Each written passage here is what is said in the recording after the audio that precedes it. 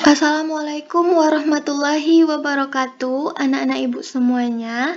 Hari ini kita belajar bahasa Indonesia dengan materi struktur teks eksposisi. Nah, sebelum kita masuk ke struktur teks eksposisi, tentu kita harus tahu terlebih dahulu apa itu teks eksposisi. Teks eksposisi merupakan teks yang berisi penjelasan atau pemaparan.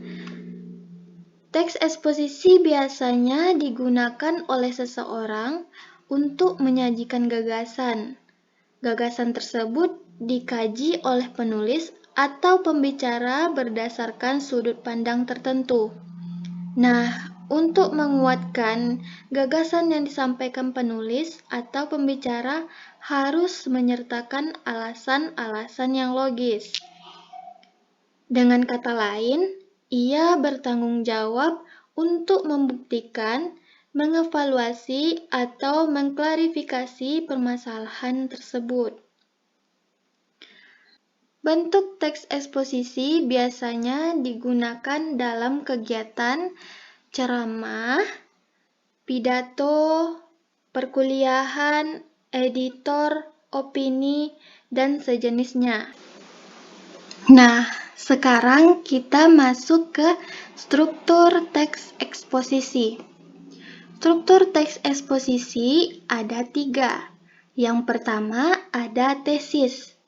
Tesis itu ditulis dalam bentuk pernyataan opini atau pendapat karena merupakan ide.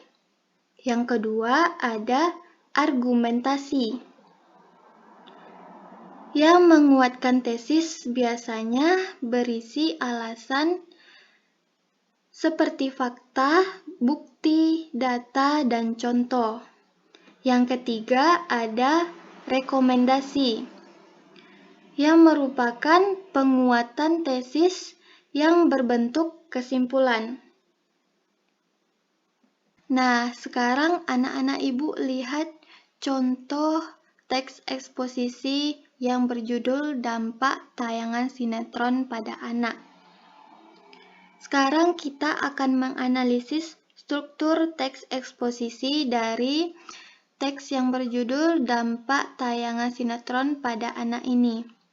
Di sini kita lihat ada 4 paragraf, yang mana struktur pasti letaknya berurut.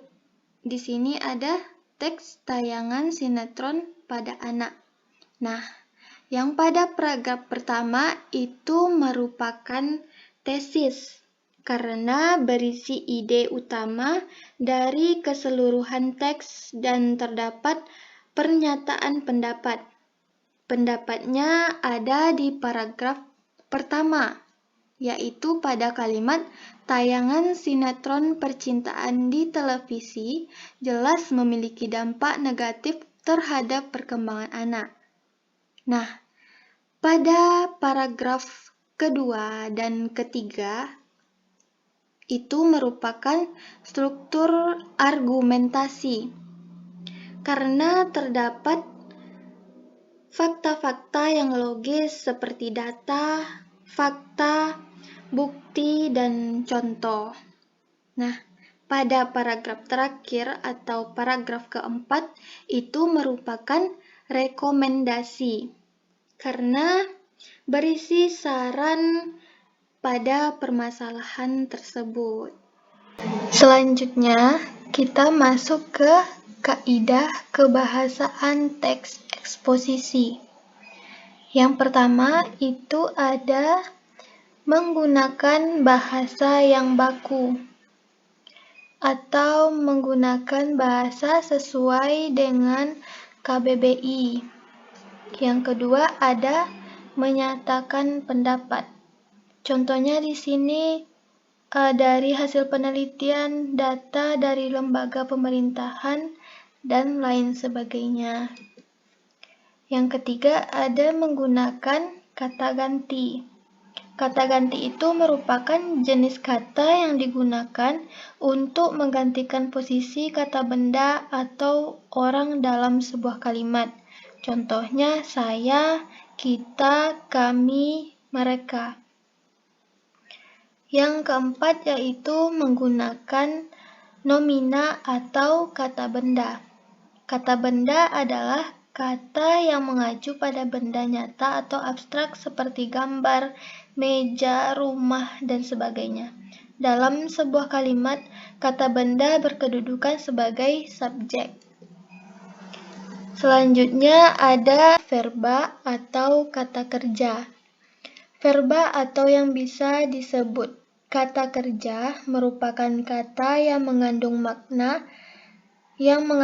makna dasar perbuatan, proses, atau keadaan yang bukan sifat. Dalam kalimat biasanya berfungsi sebagai predikat. Selanjutnya yaitu menggunakan konjungsi atau kata sambung. Jenis kata ini digunakan untuk menghubungkan antara kata, ungkapan, atau kalimat. Selain itu, konjungsi juga digunakan untuk memperkuat argumentasi dalam pembuatan teks eksposisi.